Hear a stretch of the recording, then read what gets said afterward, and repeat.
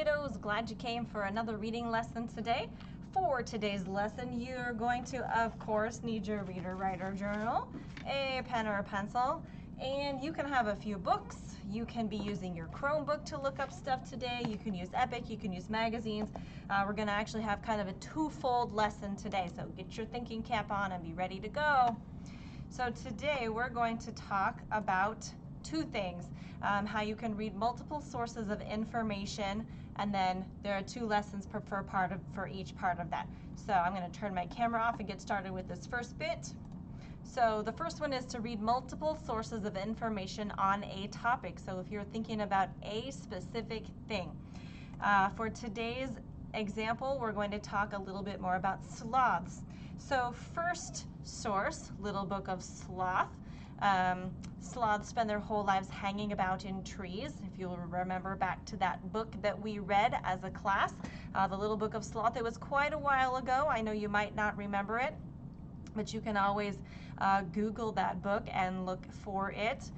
When I came up here and when I Googled books about sloths, it popped up right there, Little Book of Sloth, and it takes you to an Amazon link if you want to click on that. You can read about that. Another source, the sloth living with less. When I did a Google search on sloths, I came up with this video, which I thought was very interesting. The slowest mammal on earth, they have less muscle. It's only 5.5 minutes long, which was pretty cool. So it didn't take up a whole lot of my, chores time or my riding my bike's time. Let's see, and on that video it said sloths spend about 15 hours a day hanging from branches, and staying still helps sloths stay safe. There's a lot of S's for my tongue, a lot of alliteration there. Staying still helps sloths stay safe. Another source I found was Why Are Sloths So Slow? And I found that as a website here. This was the World Wildlife Federation, WWF used to be World Wrestling Federation, World Wildlife Federation, and 6 facts about sloths. And down here it talks about how their metabolism is so slow, so they have to go really, really slow. So that was a website for this one. Sloths are so slow because they have little energy. And they have little energy because they eat nothing but leaves, fruits. I'm so good at typing. Fruits, flowers, and branches. So to take that a step further, let's talk about this one. Use multiple sources to answer a bigger question. So the big question that this particular example is about is, how do people with disabilities overcome challenges? And if you'll remember back to the book, we read 6 Dots about Louis Braille and how he invented a way to read with his fingers since he couldn't read with his eyes. We can use another source. This person, Daniel Kish, came up with a way to see, and I put see in quotation marks because you can't see with your ears, but a way to see with his ears since he can't see with his eyes. Again, lovely typing. And another book that I found was How to Build a Hug by Temple Grandin. Not by Temple Grandin, about Temple Grandin, and how she invented a machine that helped her get used to being touched. That was a very interesting story. So looking at all of these 3 sources, and of course there are many more you could look for, the big question, how do people with disabilities overcome challenges?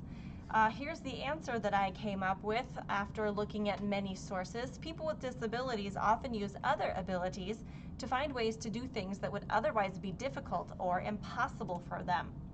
So let's go over here to my example.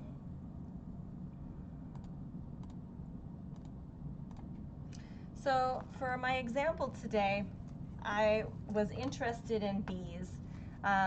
My name in Hebrew means bee, and so that's always just something I'm kind of interested in looking at.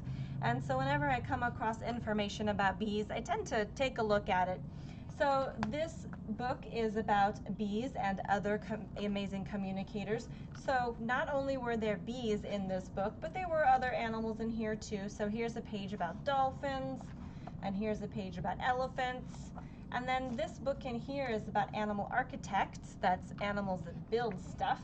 And it had just one little spread about bees in here, which had a little bit of information.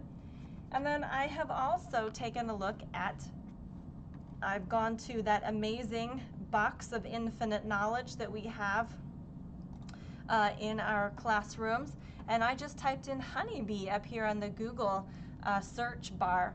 And of course there's usually a Wikipedia in there. Want to be careful where you're clicking though, because these are not necessarily going to tell you about a bee, but these look like stores that sell stuff for bee hives if you want a beehive, Honeybee National Geographic, also a lot of videos that you can do down here. Again, be careful where you're clicking, be a responsible cyber citizen. This one here almost fooled me. It says honeybee, but then I saw it's an IMDb page, which means it's a movie. So generally when you click on, when you search for something, the thing at the top is probably most likely to be what you have. If you want to do honeybee, you could say pictures, and that might be a little bit more that you would want to look at, would be some pictures here. So on this one, there's not really a whole lot to do by way of writing, but let me show you what I'd like to see in your notebook. So in your notebook,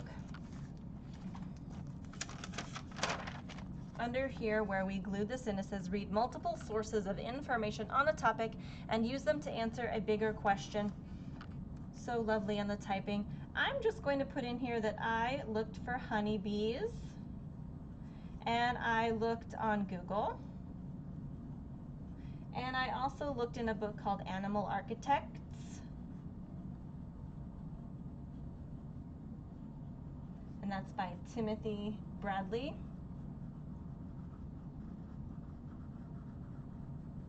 And then I also looked in that book called Dancing Bees, and there's more to the title, but it's very long, so I'm going to shorten it. And that one was by Mary Linden. So when you are doing your assignment today, I don't need you to necessarily answer a larger question, but what I would really like to see from you is that you looked in 3 or more sources for something. It could be an unusual musical instrument, it could be a recipe on what you'd like to do, it could be how to draw a dog, it could be how can I make my bed more efficiently, it could be any of those things. So let me know what are 3 sources that you looked for when you were searching for something specific today. Be careful, don't get lost down that internet rabbit hole. I know that if I don't keep something square in my mind, I might go off and end up watching videos about cats. So can't wait to see what you looked for. I'll see you on your next in-person day.